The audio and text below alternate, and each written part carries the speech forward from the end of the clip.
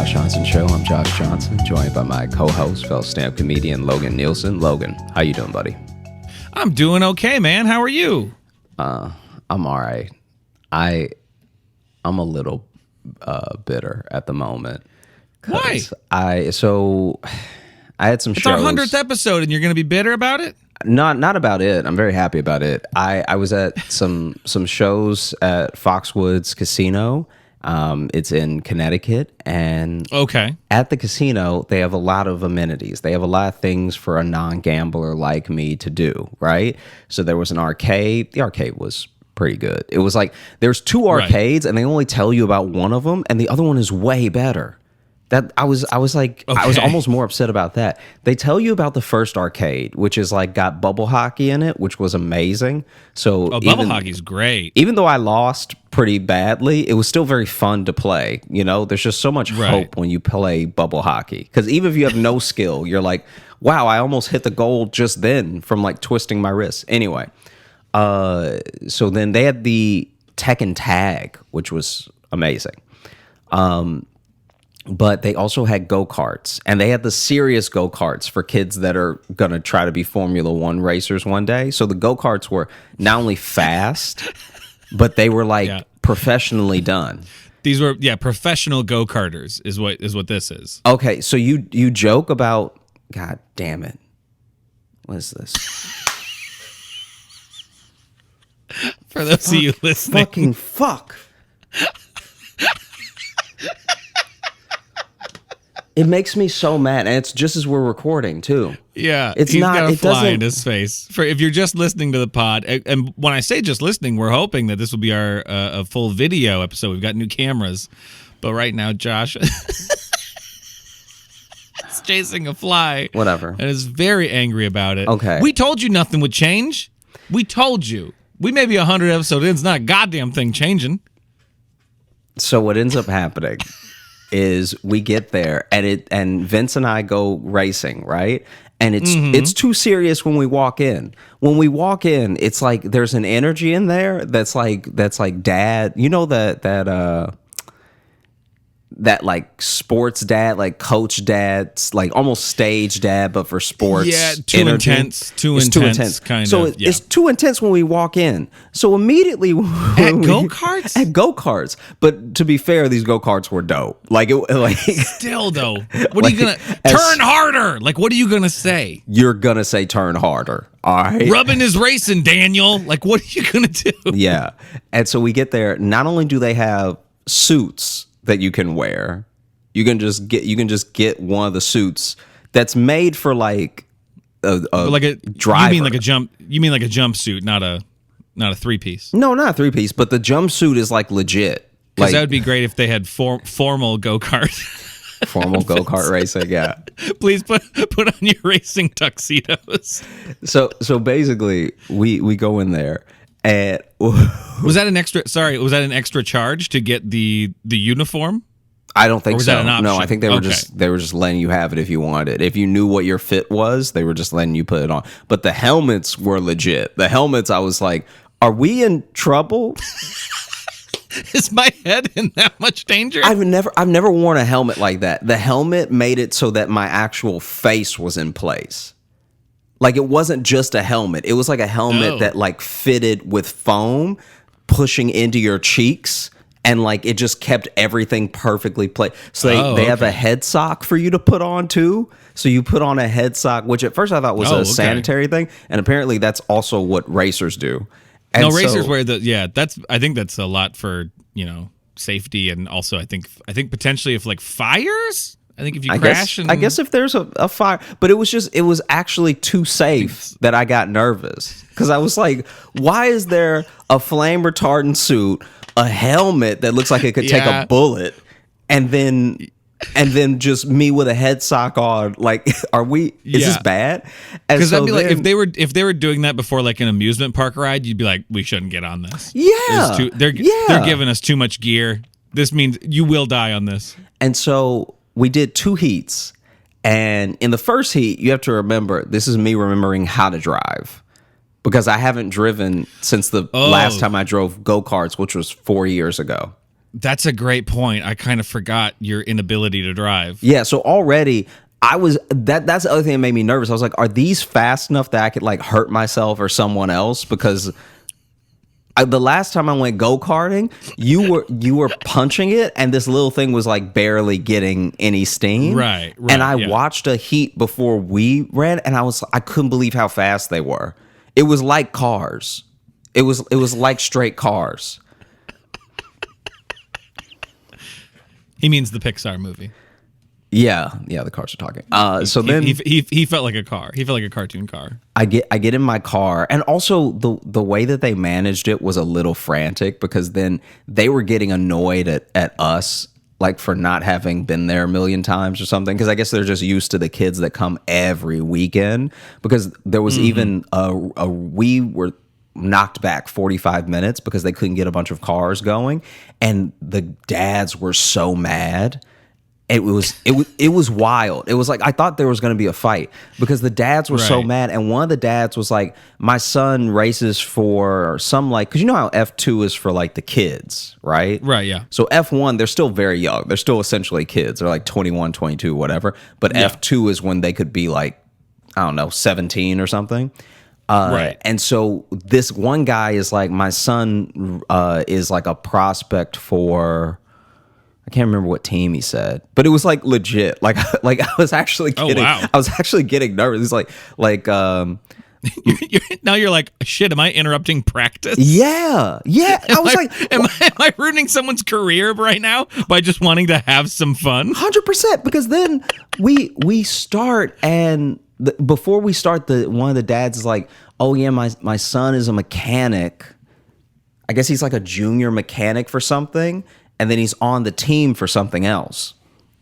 And they were complaining because they were like, oh, it never runs like this. You know, it's always more professional. And in my head, I'm like, wait, is this supposed to be professional? Like, are we in the way right now? What's happening? Then it's finally our turn to race. And Vince and I go up and the guy's just like staring at us. And he's like, grab a head sock. Like it felt like I was on a racing team that I didn't know about because the guy was like, he had no sense of humor and he was no help at all. Like he was like, do you know what your number is? Do you know what the number? Look at your screen. Do you know what your number is? And then I was like, yeah. You accidentally got drafted into a team, my dude. Yeah, and I was like, yeah, I'm car 19. And he was like, all right, well, go to your car. Your race is starting soon. Go to your car. And I was like, oh my God. And so I'm just like running over to the car. I get in and like nothing on the car feels right. I didn't even know that they had like, not like specs, but they had so many adjustments you could do in the car. And so I just get in and I'm all uncomfortable. And then the guy walking up, I'm like, I've put my seatbelt on, which is like the real strapped in seatbelt, by the way. This isn't just like over the waist. It's like chest, vest, across, like zip, like fully pulling your straps in. And then the guy walks up and I was like, he hits the start for my car, but then he's about to walk away. I'm like, hey, is my seatbelt all right? And he's like, yeah, you're fine. And I'm like, is there any way that I could change the pedals? Because it's real close. Like, clearly whoever was in here last was child. Like, is there anything that I could do? And then he pulled it back for me, and then it fit a little bit better. And we take off, and I was both very proud and surprised at myself how well I was controlling it from the start, but I couldn't have been more terrified about how fast it was going. Like, it was... It was so fast, and then I'm making the corners too, and I'm like, wow, I'm driving. Like I got excited, like I was on the actual highway. I was like, wow, I'm driving. This is amazing. I'm finally a grown up. Yeah, this is amazing. I'm a real boy. And then I'm in my head. I start like competing, right? So in my head, I'm like, all right, I'm gonna try to pass them, and I'm like getting around. And then I passed two people, and one of them was clearly not happy about it. Like I just found this is his job, and you're making a harder day at his job for him.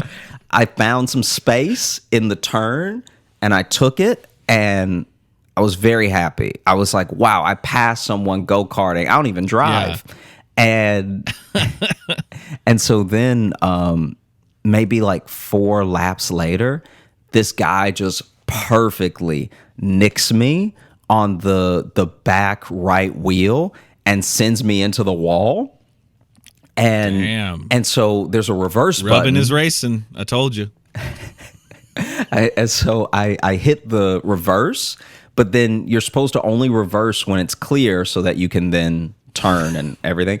And so I keep hitting the reverse, but then cars keep coming. So then I just keep slamming myself back into the wall to avoid the people that are about to hit me. And so I'm just, for maybe like 8 minutes, I'm just slamming myself into the wall. Like, not 8 minutes, because I'm sure the race was only like 6 minutes. But like, If it was 8 minutes. But I mean, not 8 minutes. I meant 8 times. Sorry, but like for at least 2 laps, 2 what should have been laps for me was me like slamming myself back into the wall over and over because I was like, they're gonna hit me. Like I'm getting in the way, you know. And so finally, I reverse, I pull out, and then I race the rest. And luckily, we did 2 heats because then in my second heat, I was like, man. Okay, outside of that guy like bumping me, I think I have it. Like I think I know how to drive now, and so I'm gonna go get my license after this. I've done it. And so then we get in the second batch of cars, and now I feel like a pro because now I'm like, all right, rude guy, I know exactly what car to go to. I'm just gonna walk past you. I mean, whatever, and sit down. We take off again. This time, I still, only because of the race I just had, I actually think I had like a bad car with like fully. Oh, it's the car's fault. No. It's the car's fault. Definitely. I just did a race where I definitely knew not less. the man who doesn't know how to drive. He already said that, but it's definitely the car. I'm telling you, man, I just did a race where I knew less. I knew less about the car. I knew less about the turns. Like everything I did the first time, I was doing for the first time. So with this one, knowing where the turns are, knowing the rhythm of when I should turn and everything, I was like, yo, this car is bad. And once you start the race, you can't just stand up. But almost immediately after I take off and I go through the first turn, I'm like, I'm in a bad car. Like, this is horrible. I had no grip at all. So then every turn with any speed, I was just drifting. I was straight up. It would have been cool if I had been doing it on purpose. I was turning.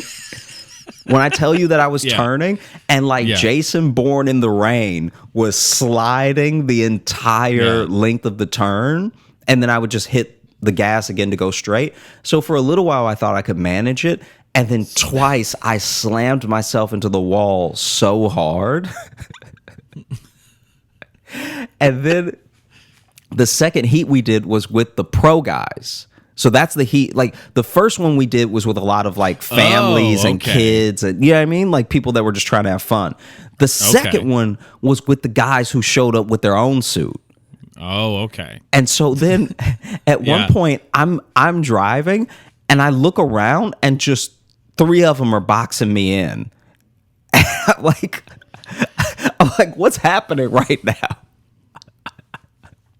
It's like, I get it, especially if they're, pro racers or whatever, but like, fucking calm down. It was wild. Don't show up with your own suit and then want to show people up at a go-kart track. That's like showing up with a bag of clubs to putt-putt. I mean, it's like dunking on a kid. It's like dunking on a little kid. Exactly. It's like having a caddy carry your putter for you. Yeah. Yeah. When you're over at the side, it's like, what do you think? There's a windmill in the way. What do you think I should do? Hey. Calm down, kids. Calm down. I get you're taking it seriously. It was horrible. Don't pick on my friend in his 30s. No, that second car was bad, man. I'm telling you, because the second car, I was like, I would do the thing that you're supposed to do. I'd hit a little bit of brake and I'd start to turn, and I'm still just sliding like I'm on top of water. and then Just doing slam into slow- a wall. Slow and confused 3 Connecticut drifting. That's what you. Yeah, man. I've done that before. I've done the kind of more souped up go-karts, and then I've done the mini drag races. It was at a place in Texas. I was in 7th grade, so I don't remember exactly where it was or what it was, but they had mini drag race cars. And that's all it was. You got in it and they gave you the countdown. And even as small drag race cars that were on a track, they had some giddy up and go. Yeah. Yeah. There's a point where on the course you go up a little bit and that up is some turns, but then there's a straight where you go down, and the straight where you go down makes the car shake so much that I thought the car was coming apart. I thought it was like a Looney Tune. And so anyway, there was one kid there that is like the future. There was a little kid there where I was like, hey, my man, I need to get his autograph, maybe. You're my go-kart hero. That kid was so fast. He clocked a lap that, just to give you an indication, the second fastest lap was 12 seconds longer. Damn. So he essentially went 1.5 times faster than the second fastest person. Did he bring his own cart too, or No. He just knows which one's the Yeah, good he one? just knows what he's doing. He's a future world champion. That's interesting. I didn't mean to talk about any of this. It was just on my mind when you asked me. I did not ask you, but okay. No, when you were like, why are you How are salty? you? Why are you bitter? Why are you upset? Oh, Yeah. well, that I was just confused about, because I'm like, we've been preparing the last few weeks for the celebration of the 100th episode, and we did the mailbag and stuff, and you're just like, I don't know, things are bad. I got beat by some kids in go-kart. Everybody got their own struggle. I don't know why. When I voice mine, it's like an issue. It wasn't an issue. I was just surprised that you were in such a sour mood, and then the reasoning made it even better. So, How are the gigs though? How are the shows? the shows were great. Crowds were great. It was a very fun time. I'm trying to figure out how to even describe it. So I've been saving 2 things for this episode for quite a while. Oh, okay. And I just wanted to check in with you. Is there anything that's on your mind that that you want to chat about or anything? Not in particular. No, I don't think so. I don't think, I'm in this stretch right now of where I haven't really done anything for the last couple weeks. So, so that will change next month. I'm about to be very busy and on the road next month, but I haven't done a lot. I had some friends come out and see me from Chicago, which was good. Dope. And I maybe got a little too after it and had to vomit so much into a sink. Okay. All right. Just maybe that happened, and it's been a long time since I've thrown up, and that may have been the most ever. Exactly what we needed. That right there, you've That right done there? it. You need Yeah, that? this is the perfect tee up. Thank you for doing that. Whoa! Okay, I didn't mean to tee him up, but here we go. Okay, so it's a couple of things, but one thing is a thing I don't think I've ever told you about, where I went to this after party for a comedy festival. I won't say which one in case it comes back. I'd very much like to be invited back. But I went to this comedy festival's after party. I'm about to talk some shit about it. No, it's not. It actually wasn't the fault of the festival. It was the fault of the bar. Gotcha. Okay.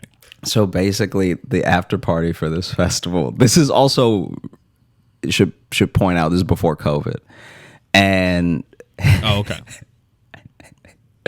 so there was an open bar for the after party of the festival, because now this is like the last show. last everything, going out with a big hoorah, everybody open bar, right?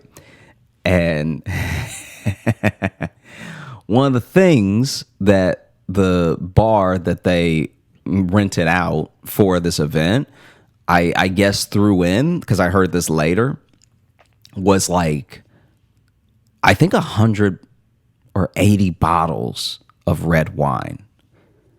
And so it's like a lot of red wine that they're throwing in for free on top of the tab to make the bar open, you know?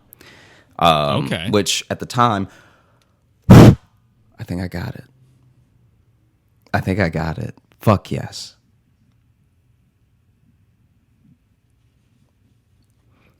Which at the time...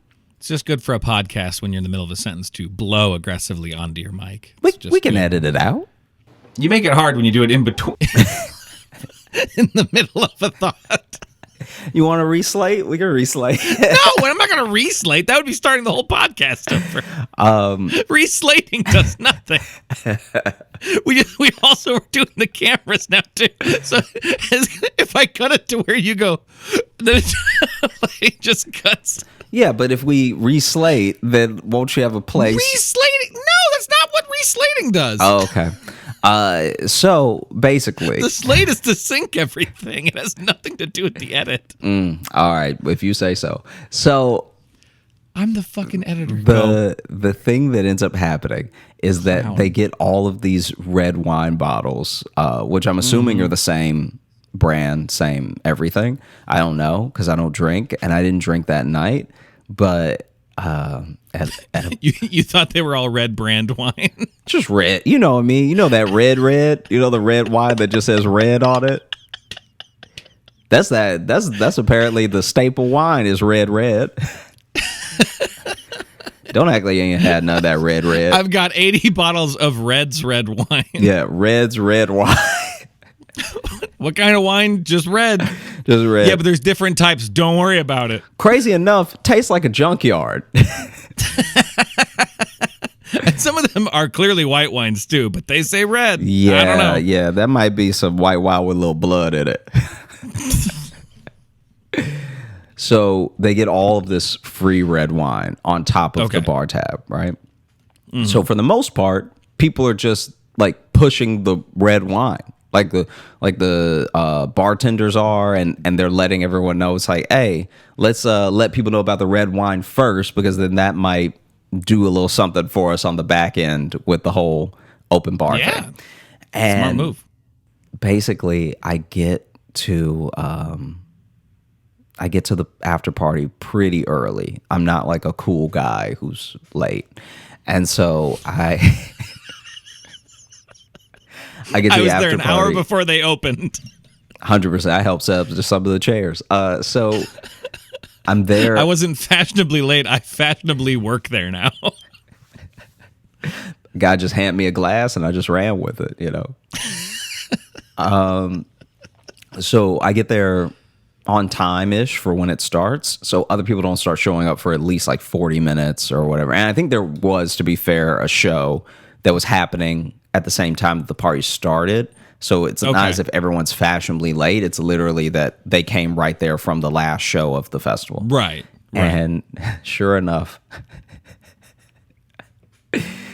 maybe 2 hours in, so I got there on time, first hour. Other people started getting there. Then an hour after that, when I tell you everybody, like not every single person, but just about everybody that I saw with red wine starts throwing up. Like starts like really gets like really sick almost immediately. And once like again, early in the night, like once they're just having drinks? Early in the night. So this is early in the night. And it's clearly not their fault because it's people who aren't that drunk, right? And so people just start running to the bathroom. Whatever this is, or it's people, poison. So the 100 bottles are clearly just like spoiled wine. It's clearly just like wine that's turned, or maybe it was about to turn, and then they were like throwing it in, which... But I don't know how wine turns like that, because people age wine for decades. I think if you leave wine open, that's like not aging it anymore. That's like making it go bad. I feel like however you store it. To do that with 100 bottles though. Man, I don't know what to tell you. People just started throwing up red, and I thought it was the end of the world. When I tell you that I thought this was it, like, I'm not gonna lie to you, I prayed a little bit. Like, dude, I'm at this party, and all I know is people next to me, people in the bathroom start throwing up full red. Because, mind you, I told you that to like color the context of the thing. I didn't know any of that while I was at the party. I just know people were throwing up red, which to me looks like blood. So you didn't know that. So I thought, God damn it. So I thought everybody was dying. Right. I thought everybody that was throwing up red was like, all right, we're here. This is the zombie movie we've been prepping for. And and then eventually a bunch of people realized that they all got sick, that they only drank the red wine. They were like, stop drinking the red wine. But apparently it's like maybe it's how they stored it. I don't know.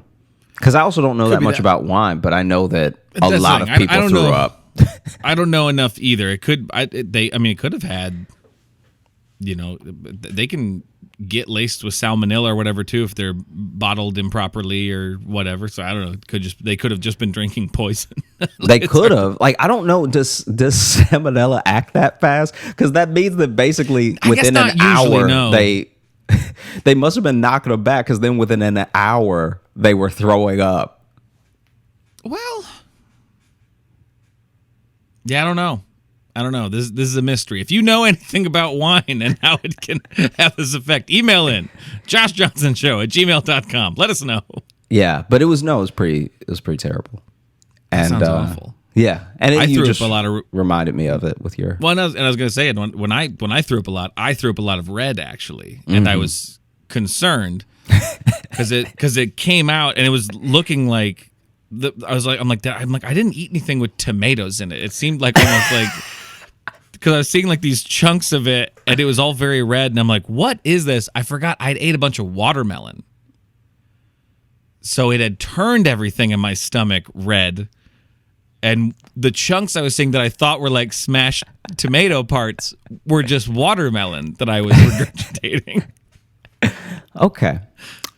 And it took me a sec to put that. I only put it together because a friend of mine said he's like, the kitchen smelled very watermelon-y as you were vomiting. And I was like, that makes sense because I was concerned. But I was mainly just trying to aim. I feel you. I forgot I had a bunch of watermelon. I did forget that I ate a bunch of watermelon that day. Okay. It was a fun grill out day. Had a bunch of watermelon. So it also then, not a tight segue, but a slight segue, leads me to one of the stories I've been saving for a long time because it just, to me, is such chaotic energy. It's like as comics, we have to do that thing that people call like reading a room, whether it's for comedy or for context of what's happening or something. And it's so funny because if anyone after a show wants to kick your ass. Yeah. Yeah, how quickly you should leave. And it's amazing all things you gotta read. To me that because it's a skill that we've had to build over years, there's just a different energy to it than in other cases. What's the best way to put this?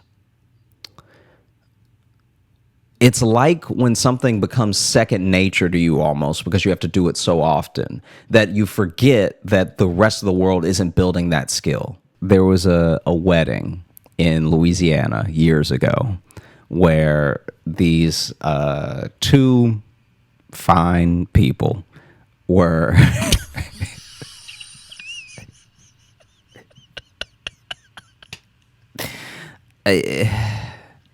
They're fine. They're never has the word fine had more judgment in it. They're these two fine people. Yeah, they're They're a lot. Anyway, they Are these friends of yours or loosely, yeah. We don't talk that much anymore, but it's because of what happened in this story, or no. But the story you'll see why. Anyway, so all right. they decided to have family cater the wedding because they didn't just, it wasn't just a money saving thing. It was like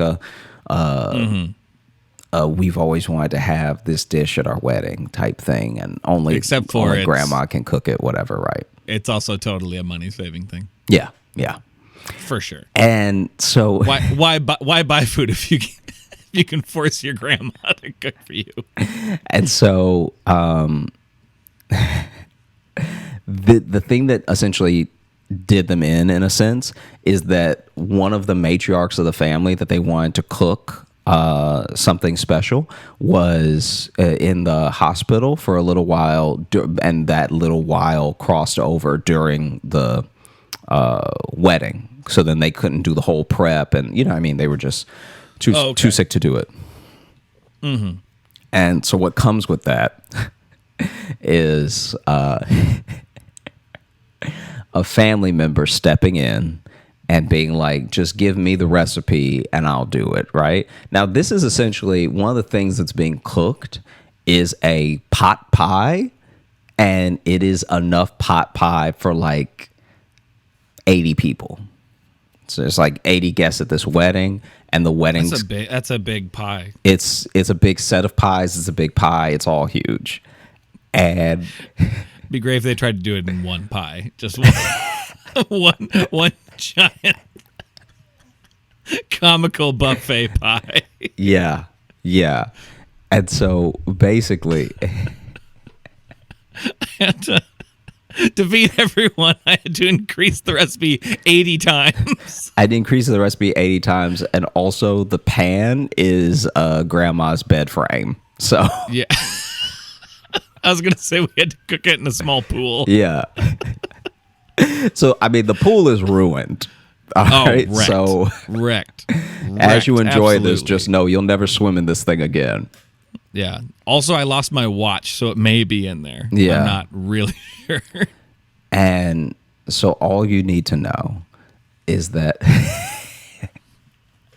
the family member that steps in is not the one that you call off the bench.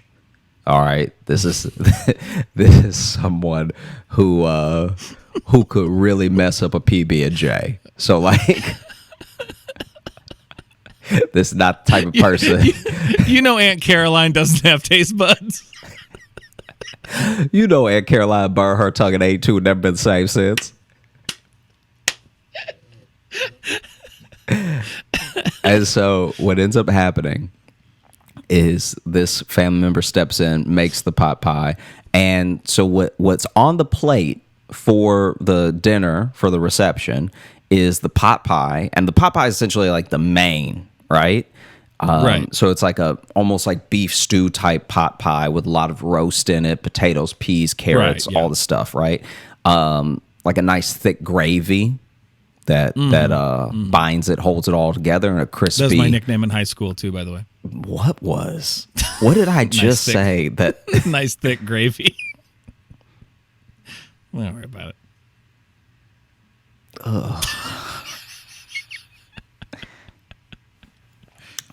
So anyway,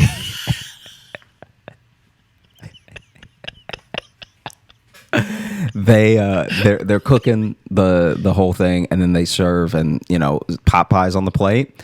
And then there's also a side of bread, which I just personally found hilarious, because if you get enough pot pie crust, that's just a lot of bread now. And then it was like some spinach, and I can't remember what it was, but it was like everyone got like a little brownie or something that another cousin made or something like that. Yeah. And so they're all eating, and they're doing the speeches, while they're eating, right? So dad gives a speech, mom gives a speech, mom and, in-laws give speeches, like everybody, right? And and then they get the DJ to play that first song They do the dances you're supposed to do, the dad-daughter dance, the first couple dance, all that stuff like that, right? And then they open up the dance floor to everybody. I don't know. I don't actually know what was wrong.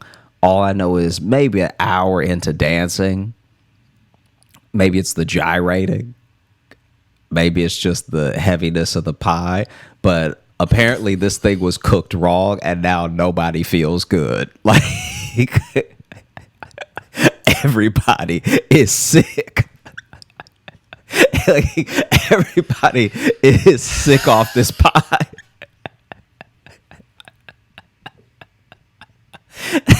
I can only imagine what it's like. That must be what hell is like, to have to dance after eating some thick gravy pie. So now you're just in your own world trying to like groove to it, but you're like, ugh, ugh, ugh, ugh, ugh, ugh. And so everybody, they like, I don't even remember. Cha-cha, real smooth. Oh no. Oh no. I don't even remember I think it was a Cupid Shuffle where people started to throw up. Like, Jesus Christ. Like, and apparently, because I wasn't at the wedding, and also, even if I was invited, you know, and so what does that mean? I don't know. I wouldn't have gone. But anyway, why you hate these people? It's not hate. It's not hate at all. It really is not hate. It really isn't hate. It's just they're too much. And what'd they do to you? Have they poisoned you on a previous occasion? Probably close. That's actually not that far off. Like, yeah, I can see myself having almost been poisoned by some of them if I hung out and ate with them more. And so Cupid Shuffle's going, people moving, and then just a lot of like grabbing people to like hold yourself up and then just letting loose, right? So this is also happening where a couple people, I think, might be.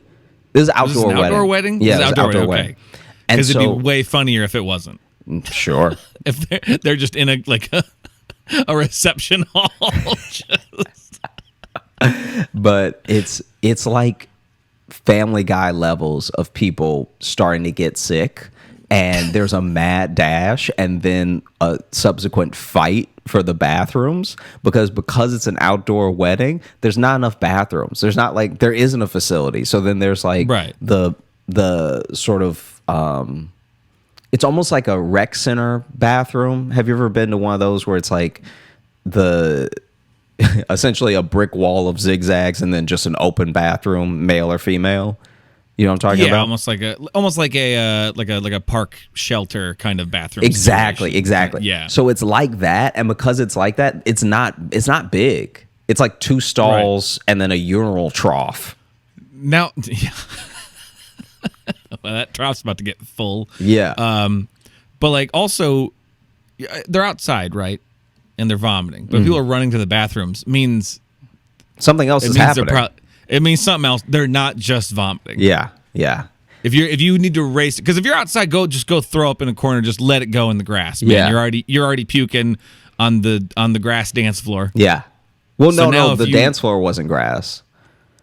Oh, did they have like a cover on that? They put a cover. Yeah. Okay, but that's just slippery. Yeah. Now, if something else is happening, it means there's another bodily function.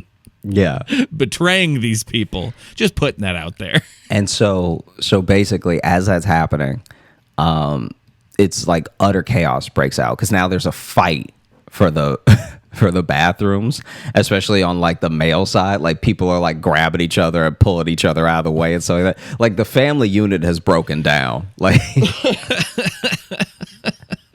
all those speeches y'all were giving a minute ago about being a new family and having a new son and all that is gone, right? Like this is the Capulets and the Montagues, all right? all over toilets. Okay. Yeah. And so then, as this is happening, I don't know what was going through his head. I don't know anything about why this happened. But the biggest fallout of the entire event is that a cousin on the bride's side chooses this moment of utter chaos to get down on one knee and propose to his girlfriend.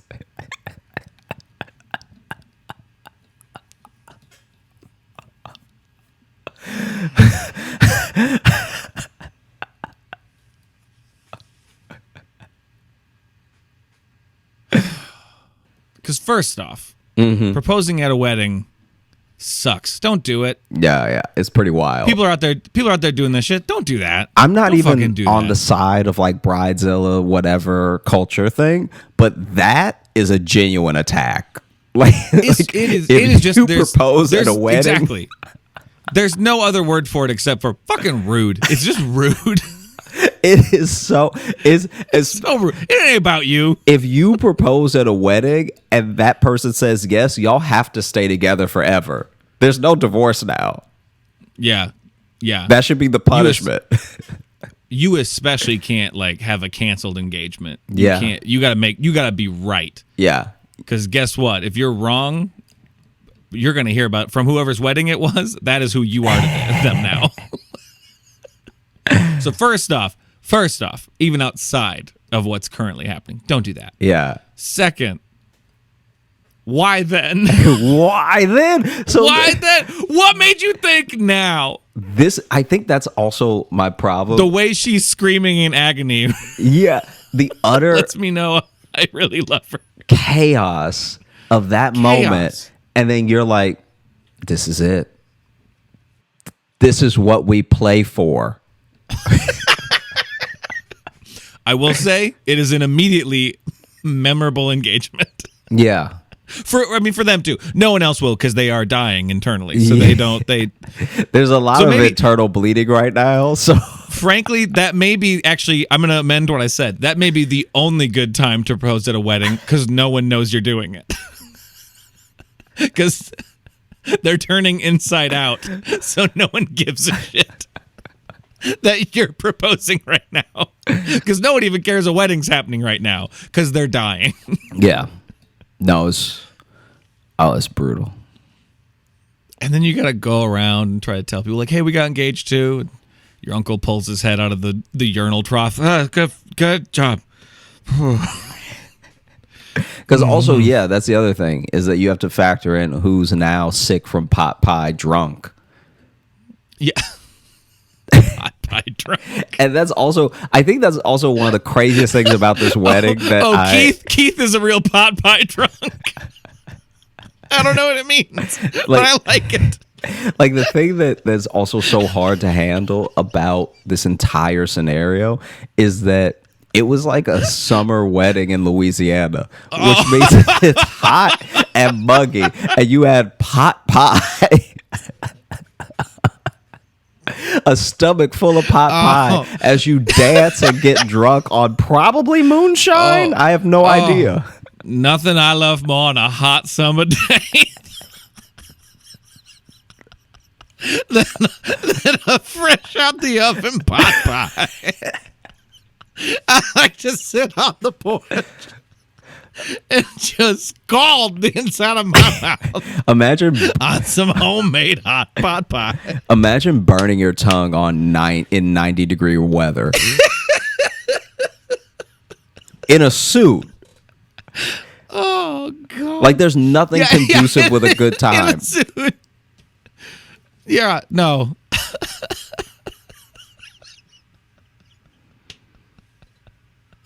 That was brutal. Just still enjoying pot pie drunk too. Just pot.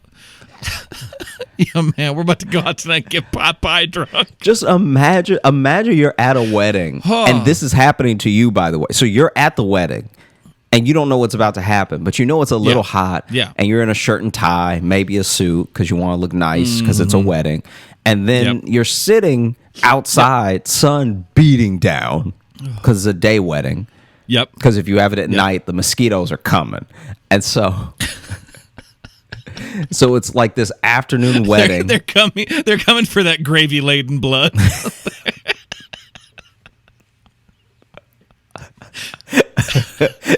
Those mosquitoes gonna have high cholesterol when they get done with you.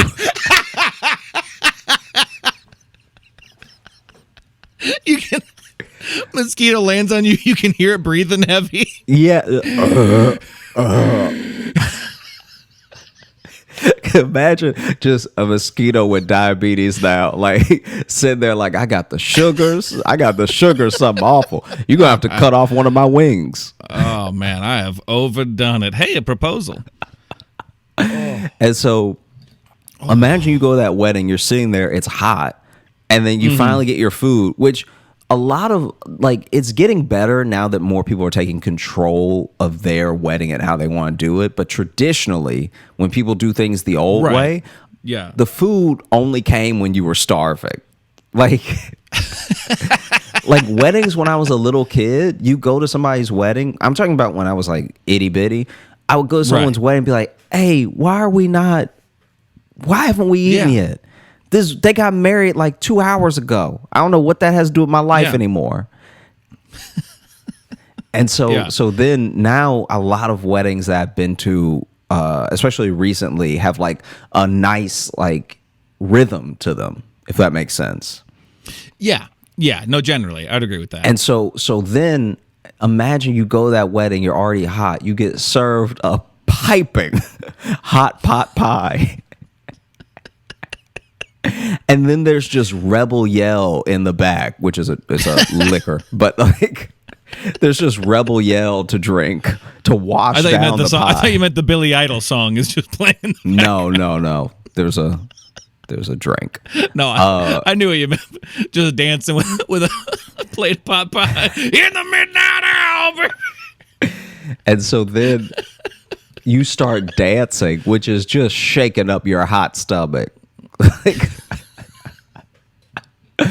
And then in the midst of the chaos of you trying to pull yourself together, you see a knucklehead near one of the tables proposing to his very sick girlfriend. Do you know, did he try to get other people's attention? I don't think so. Everyone? No. Okay. He like straight up just did it. But then anyone who wasn't sick, which also that's a good way to tell who doesn't like your cooking, because if anybody wasn't sick, they don't roll with what you make. But now they're about to be sick because they're seeing a proposal at a wedding. Yeah. And then it got back to the bride who ended up getting very sick. And then it got back to the bride. She was like, you tried to ruin my wedding, and now they don't speak anymore. Oh, really? Yeah. But I mean, why would you? Because it'd be great if actually she was about to throw up and she's like, someone needs to distract you. Propose. Go, I don't. Do something. Everyone. Oh, man. Okay. Wow. Yeah. And That's then pretty great. The other one that I've been saving for quite a while. Oh, damn. Okay. You still kind of tipped it when you talked about your slight bender with your friends. My slight bender. Yeah, because I don't actually know what the full definition of a bender is, so Well, I said slight because you got sick. No, it was just like, I think it was like I just ate a little too much and drank a little too much. It wasn't that wild. It's because I'm older and I don't like party now. Mm-hmm. So it doesn't take as much, but I haven't like just had a weekend with my friends in a while. So out here, I got you. Living the dream, killing them, laying it down. In the sink. Yeah. Juicy. Getting real juicy on the weekend. Getting that pot pie drunk. Yeah. Just a stomach full of gravy. And then you out here trying to dance to Usher's Yeah. Burp, burp, burp, burp. Burp, burp, burp, burp. Blah! And so The second one is is one that was told to me in college. Basically, you know how that's actually a big thing in the South, where a lot of people get married very young. Like we're talking 21, 22. Like it's a small Same town up thing here, man. sometimes, and sometimes it's I mean, a hell, culture thing. I got married at 22. So Yeah. It's like it's just a thing where Totally get it. you're with your people and you get to know someone so well from proximity that for a lot of people it does make sense, especially if you're not going to move. Like imagine if you're not going to move from your Right, small yeah. town. Anyway,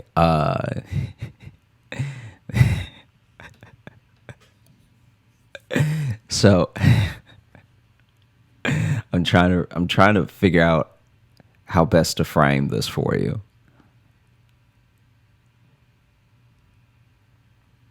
Because I'm trying to think of like which perspective is the best to tell you from. Okay. I'm gonna try to do it from the third perspective, which is the friend that told me, instead of either person. So Okay. they were hanging out. Third person omniscient. Yeah, narration is what we're going for essentially here. third person omniscient, because I know what's going to happen. They didn't know what was going to happen. But if I pick a person to tell you, it might leave too many blanks. Okay. Okay.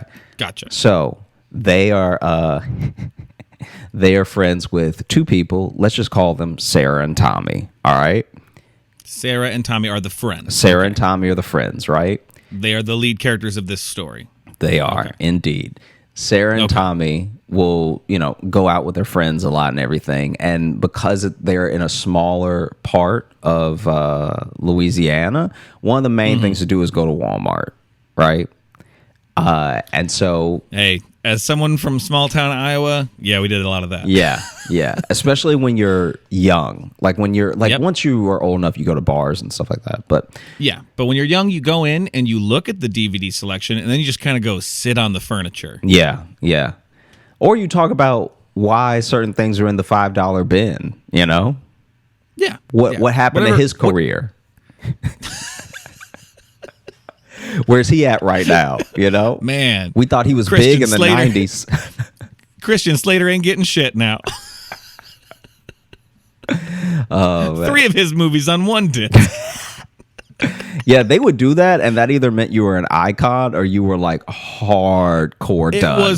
It was one or the other. Yeah. Either like these are 3 classic films by somebody, or someone please buy these John Travolta movies. Yeah, it would be like 3 Christopher Walken on a disc movies, and only one of them was one that was like a classic. The other 2 were just things he did early in his career. And some that he's in for like a scene. Yeah. Like,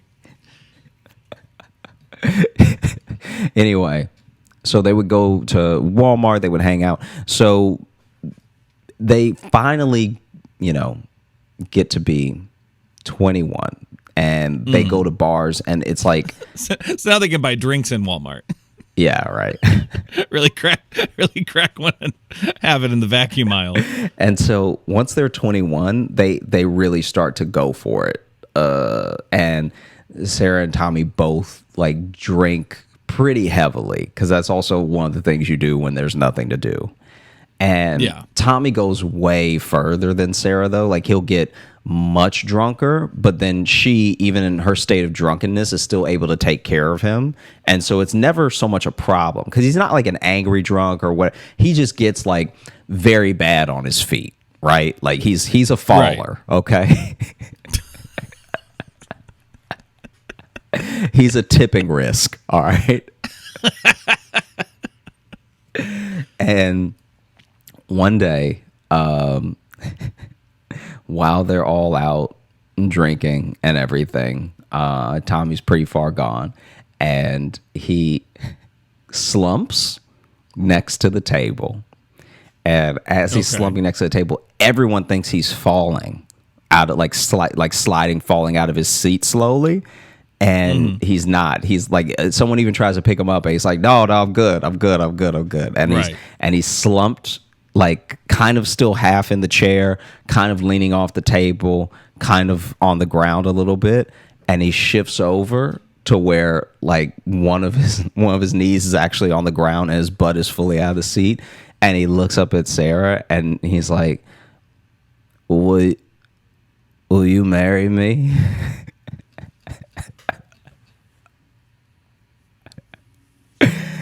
And then Sarah, who's like not that drunk, gets furious.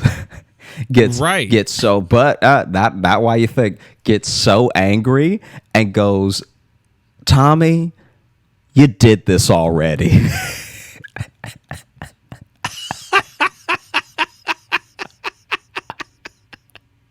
That night or a different time when they were alone. Tommy was a little bit drunk, what she thought was a little bit drunk, maybe it was very drunk, got down on one knee, proposed to her. She said yes, and they were so excited and like, they were like chill and everything like that. And then the next day, she couldn't find the ring, right? Oh, so he even had a ring with him. No, he had a ring with him. He had a ring with him. Oh, okay. She couldn't find the ring, and she was too scared to tell because he literally just proposed like the night before, or whatever. So then she doesn't tell her friends, and she doesn't tell anybody because she can't find the ring. So she's freaking out, and then a couple days later, they go out with their friends. Basically, Tommy forgot he proposed, stole the ring back because she left the ring she took off the ring that night and then like went to bed. So he sees it the next morning, grabs it thinking he must have left it out or something, has no recollection of proposing at all. So she didn't lose it. She didn't lose it at all. He took it back without remembering he proposed. And so then when he proposes again, she's furious because he's put her through this like maybe 2 days of freaking out, thinking that she had lost the ring. And he's proposing to her again because he forgot the first time. And he's doing it drunker. Listen, I get that. I think kind of though, everyone's even in this one. I don't know. I feel like. Because she was terrified that she lost the ring, was the only one who seemed to have known they were engaged. He forgot. I don't know. I think that might be just a good blank slate. Just because now you're bringing it down. Now it's like now we got to do a third one. Yeah, now we got to do a third one completely sober. So now we're fighting. So drink up so we can forget this one. And then we'll do this again in a couple nights. 100%. Come on. Renewing vows? How about renewing your engagement every other day? That's how you keep the love alive. Yeah, because I don't know how long this, like, I just from the story, I was like, was it the next day or whatever? And they were like, oh, it seems short. But who knows how long she thought she lost it and just tried to not mention it and tried to, whatever. But also, look how much he wants to marry her, huh? Mm-hmm. That he forgot he proposed. Okay, that doesn't help the point. But I mean, he really wants to do it, so he did it a couple times, and it's and you can tell it's just what's coming out because he's drunk. You know what I mean? As long as he's not like saying a wrong name or anything. I think. Yeah. I don't know. It kind of feels like they were meant to be together. Kind of. Not saying they're perfect, but it seems like they're living on the same page. Oh, man. This is what I'm getting. Hey, so we're actually going to wrap up this episode because Logan's camera died, and I don't know how to help him at all. I barely know how to work mine. I think that maybe I've lit myself right, but I may have been coming in very dark this whole video. If I haven't, it's because of some great post editing. But thank you so much for. Don't put that on me. No, I'm just saying. If no, I'm kidding. Thank you so much for tuning in. Thank you for watching, and we are excited to bring you these every week and to check out clips and other little parts that we're going to be putting out of episodes. And thank you for rolling with us. Happy 100, everybody. And we will be back with more. Yeah. Thanks for listening for 100 episodes. I'm still here. You keep looking at the camera, and I'll just talk for a while.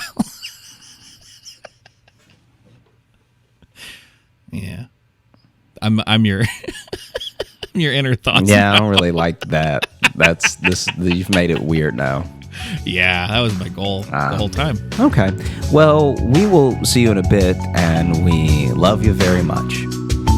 Bye.